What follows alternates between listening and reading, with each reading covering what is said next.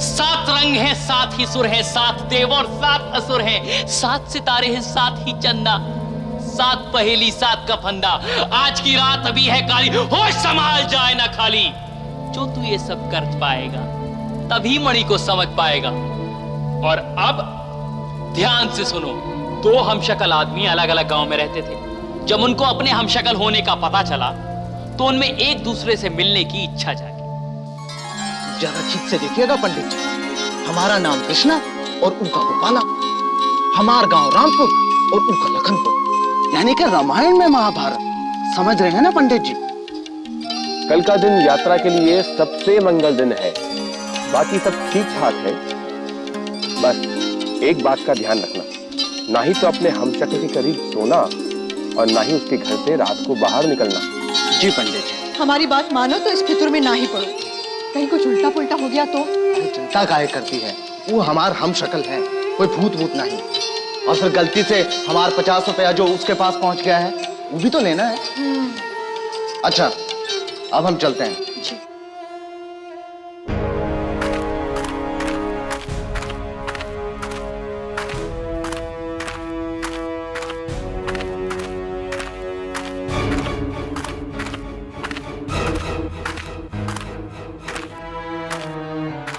अरे कृष्णा, गोपाला, विश्वास नहीं हो रहा भैया, हमार हमशक्ल हूबहू हमरे जैसा वही हम देख रहे हैं। इतना शक्ल तो शायद जुड़वा लोग का भी नहीं मिलता हो। का संजोग हुआ है भैया, हम तो तुमसे ही मिलने आ रहे थे और हम तुमसे, यूं कि यहाँ से तुम्हारा गांव पास है इसलिए। हाँ हाँ चलो चलो, हमार जरूर भी देख ले कि तुम कोई भूत वूत नहीं, आदमी हो आदमी। चलो। हाँ, चलो। बहुत बढ़िया खाना था बाबूजी, जी खुश हो गया। तो फिर तुम भी अब शादी कर लो, जो कुछ रहा सा अंतर है दोनों भाइयों में वो भी पूरा हो जाएगा। का भाजी?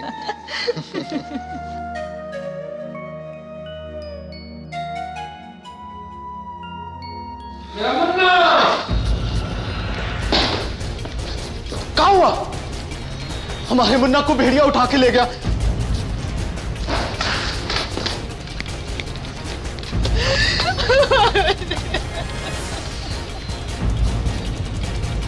ना ही तो अपने हमशक्ल के करीब सोना और ना ही उसके घर से रात को बाहर निकलना।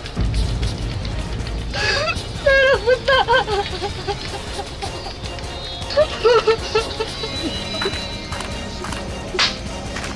माँ, मेरा बच्चा, मेरा बेटा, कहाँ था तू बेटा, मेरा बेटा? कृष्णा कहाँ है जी? बोलते कहाँ है नहीं? कुछ समझ नहीं आ रहा। जब हम लोग खेत पे पहुंचे तो भेड़िया मुन्ना के साथ खेल रहा था, फिर अचानक वो कृष्णा पे लपका और का विश्वास नहीं होता, कृष्णा को कहीं खरोच तक नहीं आया सिवाय उसकी आंख के। अब वो शायद कभी देख नहीं पाएगा। कहा? पर वो है कहाँ? गांव वाले सब लोगों का वैद्य के पास ले गए। बाबा कुछ तो कीजिए, कृष्णा हमारे मुन्ना के लिए भागा था, उसकी आंख वापस आनी ही चाहिए। अल्लाह, अल्लाह का जवाब नहीं बच्चा। तेरे दोस्त कृष्णा की आंखें वापस तो आ सकती हैं, मगर जिसके कारण उसकी ये दशा हुई उसकी कुर्बानी से। बाबा, हमारा बच्चा?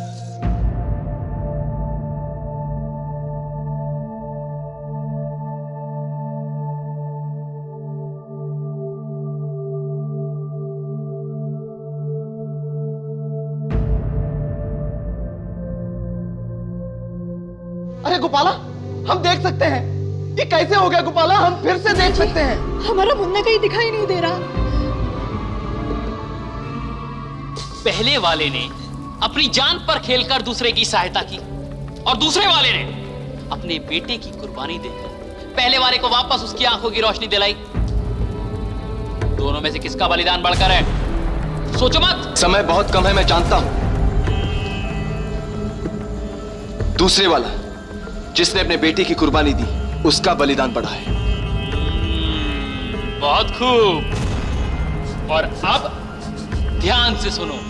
एक पहरेदार रोज रात को गांव के गोदाम की पहरेदारी किया करता था और एक रात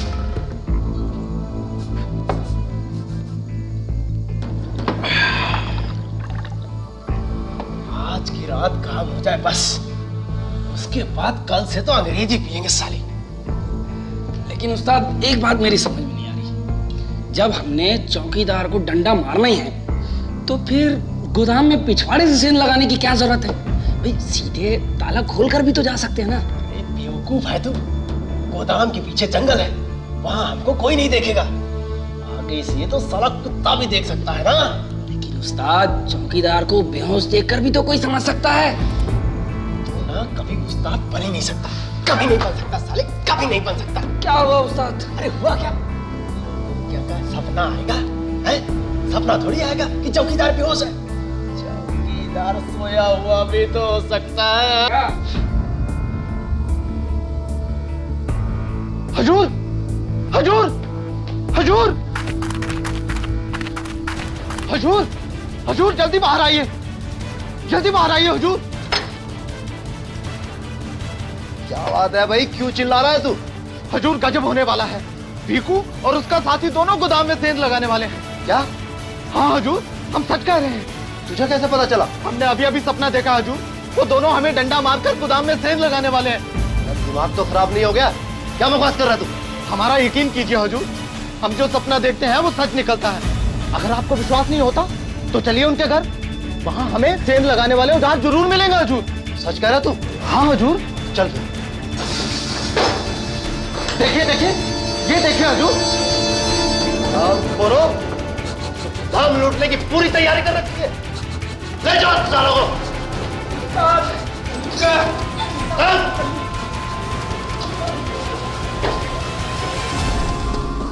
नारायण, हम सभी पंचों ने यह तय किया है, क्योंकि चोरों का तुम्हारे कारण पता चला, इसलिए तुम्हें 30 रुपए इनाम में दिए जाए। बहुत बहुत शुक्रिया हजूर। और साथ ही 30 कोड़े भी लगाए जाए। कोड़े हजूर? हाँ, क्योंकि तुम्हारी गलती की यही सजा है। लेकिन हजूर मेरी गलती क्या है? अब बताओ चौकीदार की गलती क्या थी? गांव के सरपंच ने उसे ऐसी सजा क्यों दी? बोलो जल्दी बोलो, समय बहुत कम है। चौकीदार की गलती ये थी कि पहरा देते वक्त उसकी आंख लग गई। लेकिन तभी तो वो सपना देख सका और उसे चोरों का पता लगा। ये और बात है कि ऐसा हुआ, लेकिन ये भी तो हो सकता था कि जिस वक्त वो सपना देख रहा था उसी समय चोरों को चोरी करने का मौका मिल जाता। चौकीदार को पहरा देते वक्त सोने का कोई अधिकार नहीं। वाह, बहुत खूब। एक व्यापारी व्यापार के सिलसिले में दूसरे गांव जा रहा था, साथ में उसकी बीवी, माँ, बहन और सास भी थी। भगवान की कृपा से बड़ी अच्छी फसल हुई इस बार। इस बार मैं सोने की नथनी लेकर ही रहूंगी। हाँ। अरे सिर्फ नथनी क्यों, पूरे गहने बनवाएंगे। अगले सावन से पहले तेरे हाथ जो पीले करने हैं। मैं तो कहती हूँ बहन, लौटते समय राम स्वरूप से भी मिल लेते हैं। रिश्ता जितना जल्दी पक्का हो जाए उतना अच्छा है। हाँ, ये बात तो सही है। छोटा सा था उसका लड़का जब देखा था। बेटा, लौटते समय निहार गाँव हो लेंगे। माँ, ये बातें बाद में भी हो सकती हैं, पहले साहूकार के पैसे चुकाने हैं।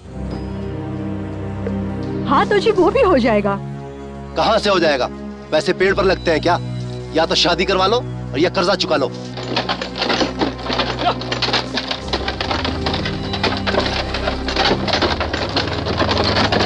बस भैया जरा रोक लो। ला बेटी, थोड़ा पानी तो पी लियो। हाँ माँ। माँ जी, इसमें पानी तो है नहीं। जा बेटा, देखियो कोई कुआं है पास तो। जा तू देख क्या। अरे इसे कहाँ भेज रहा है? क्यों, खा जाएगा कोई इसे? जा तू।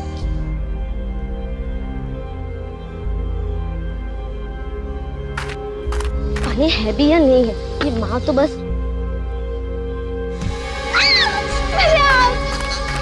बेटा बड़ी देर हो गई है, ये अभी तक लौटी नहीं।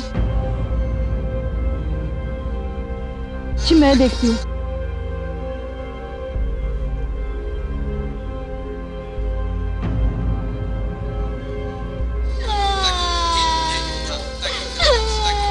क्या हुआ? रो क्यों हुआ क्या? और देखो पानी भी नहीं भरा अब तक। पता नहीं क्या करती रहती है ये लड़की।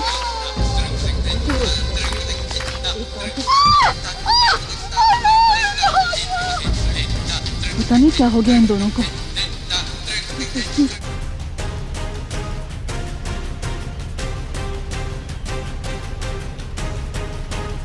अरे भाई जाके देखकर आ, चारों औरतें अब तक लौटे नहीं है।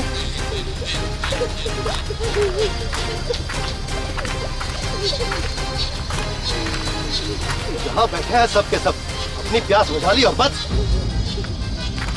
ये औरतें भी बस जहाँ बैठ गई तो बैठ गई।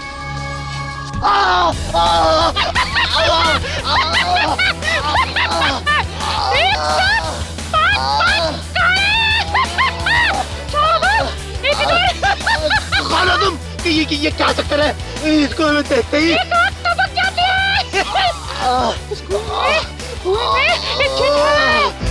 आंखों से बहुत प्यार है, लेकिन तुम क्या हो? तुम्हें तुम्हारी आंखें वापस ला सकता हूँ। क्या? एक शर्त है, तुम्हारी 5 गिरी आंखों में से मुझे एक आंख देनी होगी। बोलो मंजूर है? मुझे मंजूर है। मेरी आंख निकालो, मेरी आंख निकालो, मेरी आंख निकालो। ये लो, तुम्हारी 4 आंखें। मतलब ये हो, सबसे पहले अपनी आंख लगा ली। व्यापारी ने तो अपनी आंख फौरन वापस लगा ली। अब बची 3 आंखें, 4 लोग। किसको आंख मिलनी चाहिए, किसको नहीं, और क्यों? बीवी और बहन जवान है, बची माँ और सास। उनमें से जिसकी उम्र ज्यादा है उसे छोड़कर बाकी तीनों को आंख मिलनी चाहिए। क्यों? जिसकी उम्र ज्यादा है उसके साथ ये अन्याय क्यों?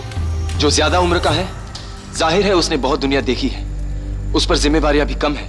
लेकिन जो कम उम्र के हैं उन्हें अब भी बहुत कुछ देखना है, उन पर जिम्मेवारियां भी काफी हैं। इसलिए ज्यादा उम्र वाला एक आंख से भी जिंदगी बिता सकता है, लेकिन जो कम उम्र के हैं सही ढंग से जीने के लिए उन्हें दोनों आंखों की जरूरत पड़ेगी। वाह वाह, बहुत खूब। किसी आदमी को अचानक वैराग्य जीवन बिताने की सनक सवार हुई और वो पास के गांव में ठहरे एक साधु के पास पहुंचा। महाराज मुझे अपनी शरण में ले लीजिए महाराज, आपकी बड़ी कृपा होगी। बस तुम ये क्या कर रहे हो? नहीं महाराज, आप पहले मुझे वचन दीजिए कि आप मुझे अपना चेला बनाएंगे, नहीं तो मैं आपके चरण नहीं छोड़ूंगा महाराज। लेकिन बस नहीं महाराज, मैं आपकी एक नहीं सुनूंगा, आपको मुझे अपना चेला बनाना ही होगा। अच्छा अच्छा, महाराज की जय हो, महाराज की जय हो। नहीं नहीं, बस तुम मेरी शरण में नहीं प्रभु की शरण में आए हो, उसकी जय जयकार करो। गलती हो गई महाराज। देखो बस, वैराग्य जीवन का अर्थ गृहस्थ जीवन को त्यागना ही नहीं होता, ये तो एक तपस्या है। उसे और उसकी रचना को समझने की, उसमें लीन होने की, उससे बढ़कर खुद को जानने की। महाराज आप जैसा कहेंगे मैं वैसा ही करूंगा, आपको कभी शिकायत का मौका नहीं दूंगा महाराज।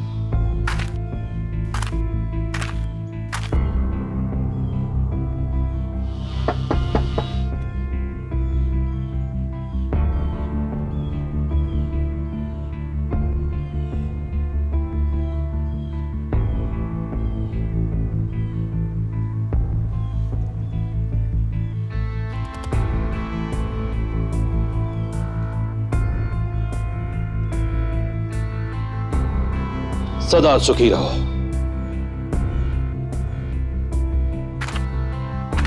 महाराज, क्या हमें जीवन भर इसी तरह भीख मांगकर जीना होगा? नहीं, बस ये भीख नहीं, परोपकार है। जीवन में कुछ भी तुम्हारा हमारा नहीं है। जो चीज आज हमें अपनी लगती है, पहले किसी और की थी और कल किसी और की होगी।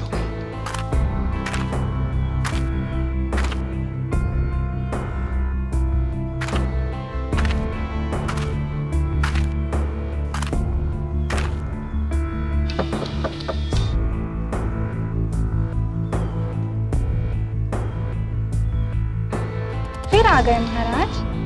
भिक्षा लेना तो हमारा धर्म है पुत्री। मेरी भी एक शर्त है महाराज, मैं भिक्षा तभी दूंगी जब आप मेरे हाथों को स्पर्श करते हुए भिक्षा लेंगे। जैसी आपकी इच्छा। महाराज हाथ छूकर भिक्षा लेने में क्या हर्ज था? बस वैराग्य जीवन के अनुसार औरत, शराब और संपत्ति का स्पर्श अनुचित है।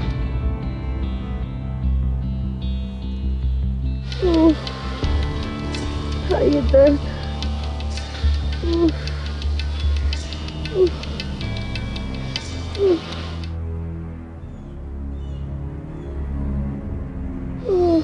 क्या हुआ पुत्री? महाराज, बहुत दर्द हो रहा है और मुझे नदी भी पार करनी है। कृपया आप मेरी मदद कीजिए।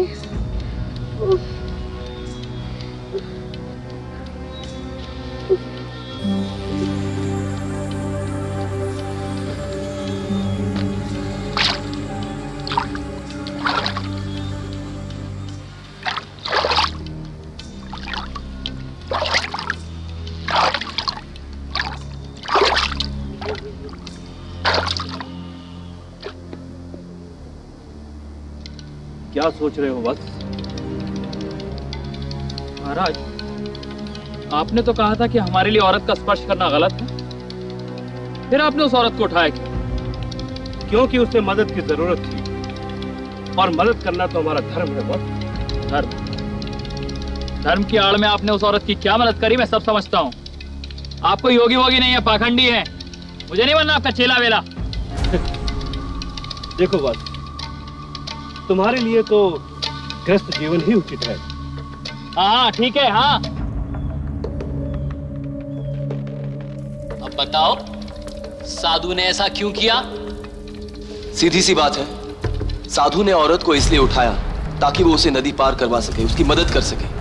वो उस औरत को भूलकर अपने में लीन हो गया, लेकिन चेले के दिमाग से वो औरत उतरी नहीं। यानी कि साधु ने उस औरत का स्पर्श करके भी उसका स्पर्श नहीं किया, मगर चेला बिना स्पर्श किए अपने ख्यालों के जरिए उस औरत का स्पर्श करता रहा।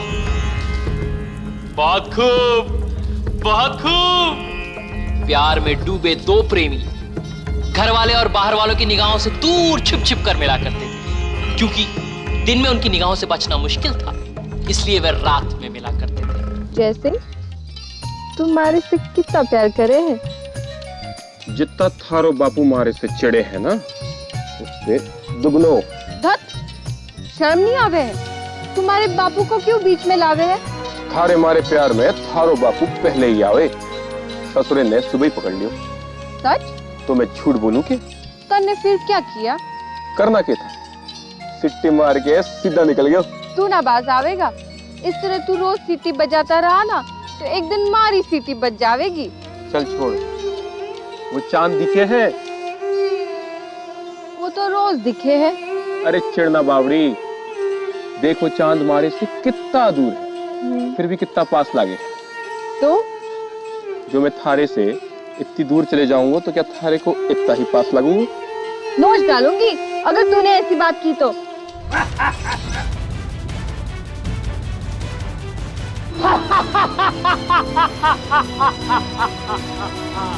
मूर्ख!